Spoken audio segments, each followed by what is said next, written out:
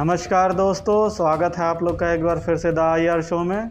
तो दोस्तों, जैसा कि मैंने आप लोग को अपने पिछले वीडियो में बताया था कि भारत के प्रधानमंत्री 9 अगस्त को UNSC के मंच को जो है वो एज एन प्रेसिडेंट के रूप में अपना प्रिसाइड करेंगे और साथ ही साथ UNSC के मंच को एड्रेस करेंगे। और ऐसा करने वाले नरेंद्र मोदी भारत के प्रथम प्रधानमंत्री होंगे। तो दोस्तों, 9 अगस्त को वो UNSC की मीटिंग हो चुकी है और 9 अगस्त को जो मीटिंग हुई है वो मैरीटाइम सिक्योरिटी को लेके हुई थी।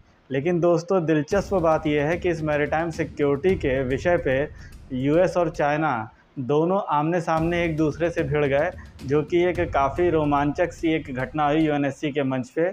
क्योंकि मैरीटाइम सिक्योरिटी का विषय तो पहली बात कोई उठाता ही नहीं था। आज तक वियतनाम और फिलीपींस ने कई बार कोशिश की इसको UNSC के मंच पे उठाने की, लेकिन उसके बावजूद जो है UNSC के मंच पे इसको उठाया नहीं जा सका। क्योंकि आप जानते हैं कि चाइना अपनी वीटो पावर का यूज़ कर देता था, जिसकी वजह से प्रपोज़ल कभी डिस्कस नहीं हो पाता था। लेकिन भारत ने जैसा उसने अपना पहले से अपना कह रखा था कि वो मैरीटाइम सिक्योरिटी पे, काउंटर टेररिज्म पे और पीस कीपिंग पे बात करेगा, तो भारत ने 9 अगस्त को UNSC के मंच पे जो मैरीटाइम सिक्योरिटी है उसको लेके बात की। तो दोस्तों, इसमें दिलचस्प बात ये हुई कि UNSC के मंच पे अमेरिका को एक तरीके से पिच दे दी इंडिया ने मैरीटाइम सिक्योरिटी के ऊपर चाइना को घेरने के लिए। जिसके बाद USA ने क्या किया कि चाइना को घेरते हुए ये कहा कि चाइना जो है वो साउथ चाइना सी के रूट में जो है वो देशों को परेशान करता है और अपने इल्लीगल क्लेम्स को जो है वो दूसरे देशों के लीगल क्लेम्स के ऊपर थोपने की कोशिश करता है।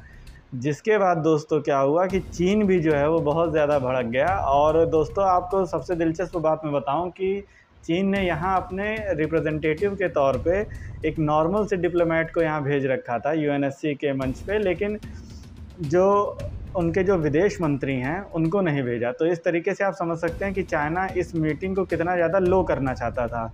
लेकिन ऐसा कुछ हुआ नहीं, क्योंकि USA की तरफ से उनके जो विदेश मंत्री थे उन्होंने पार्टिसिपेट किया था इस मीटिंग में, और व्लादिमीर पुतिन ने भी इस मीटिंग में पार्टिसिपेट किया था, जो कि एक काफ़ी इम्पॉर्टेंट बात है। क्योंकि व्लादिमीर पुतिन भी अक्सर जो है वो मीटिंग्स में नहीं जाते हैं, जो ख़ास मीटिंग्स होती हैं उन्हीं में जाते हैं।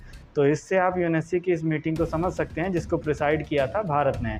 तो इसके बाद अमेरिका ने क्या किया कि उसने इशारों ही इशारों में साउथ चाइना सी को लेके और UN क्लॉज को लेके काफ़ी ज़्यादा जो है वो चीन को घेरा। जिसके बाद चीन भी जो है वो बौखला सा गया और चीन ने ये कहा कि साउथ चाइना सी में जो है वो अमेरिका का क्या लेना देना है।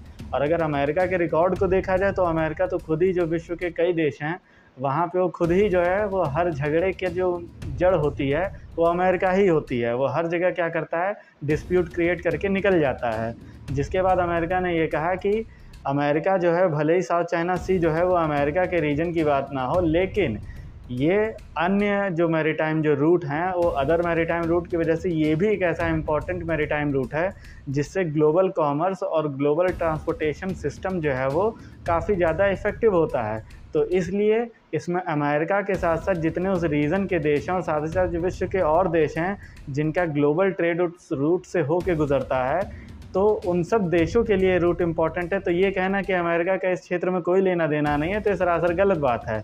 और इसको जो है चाइना ने एक डिप्लोमेटिक मूव करार देते हुए अमेरिका के सारे दावों को खारिज कर दिया। जिसके बाद में दोस्तों नंबर आता है भारत का।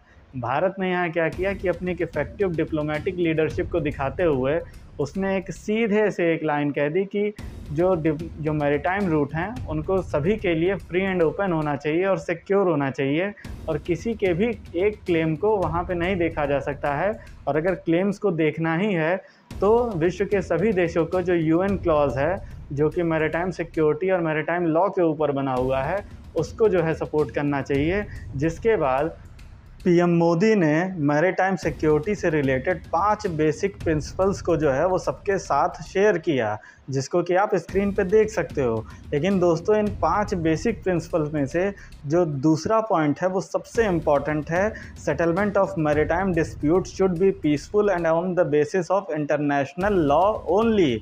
जिसकी मदद से PM मोदी ने बहुत ही स्मार्टली तरीके से चीन को साउथ चाइना सी में जो अपना एग्रेशन दिखाता है उसके लिए जो है बहुत ही डिप्लोमेटिकली तरीके से मोदी जी ने जो है वो अपने बयान में घेरा। क्योंकि दोस्तों इसका जो दूसरे प्रिंसिपल जिसकी हम लोग बात कर रहे थे, उसी का उदाहरण देते हुए प्राइम मिनिस्टर मोदी ने कहा कि किस तरीके से भारत और बांग्लादेश के बीच में जो मैरीटाइम डिस्प्यूट हुआ था, उसमें यूएन क्लॉज का जो निर्णय आया था उसको किस तरीके से भारत ने सहर्ष स्वीकार कर लिया था। लेकिन वही जब फ़िलीपींस और चाइना के केस में जब आर्बिट्रल इशू हुआ था, तो उसके फ़िलीपींस के केस में जब फ़िलीपींस के पक्ष में फ़ैसला आया तो किस तरीके से चीन ने उसको सरासर इनकार कर दिया था। तो दोस्तों ये बातें बताते हुए पीएम मोदी ने चीन को जो है बुरी तरीके से धो दिया, जिसके बाद से चीन के पास जवाब देने के लिए कुछ बचा ही नहीं, बजाय इसके कि चीन के ऊपर इस तरीके के आरोप लगाना पूरी तरीके से पॉलिटिकली मोटिवेटेड हैं। तो दोस्तों अब इसके बाद जो है अब भारत ने ये तय किया है कि वो जल्द ही जो है वो पीस कीपिंग के ऊपर और साथ ही साथ काउंटर टेररिज्म के ऊपर जो है वो जल्द ही एक बैठक बुलाएगा। क्योंकि दोस्तों ये अगस्त का महीना भारत के प्रेसिडेंसी का है और इस अगस्त के महीने को भारत डिप्लोमेटिकली बहुत ही अच्छे तरीके से यूज़ करने वाला है और बहुत से अभी रोमांचक जो घटनाएं हैं यूएनएससी के प्लेटफॉर्म पे वो बची हुई हैं। तो दोस्तों आप लोग की भारत की इस डिप्लोमेटिक कूटनीतिक जो जीत है उसके ऊपर क्या कहना है, प्लीज़ अपने जो विचार हैं उनको कमेंट बॉक्स में लिखिए। थैंक यू दोस्तों, thank you for watching the video. जय हिंद, जय भारत, और प्लीज़ लाइक और शेयर करना ना भूलिए। Thank you.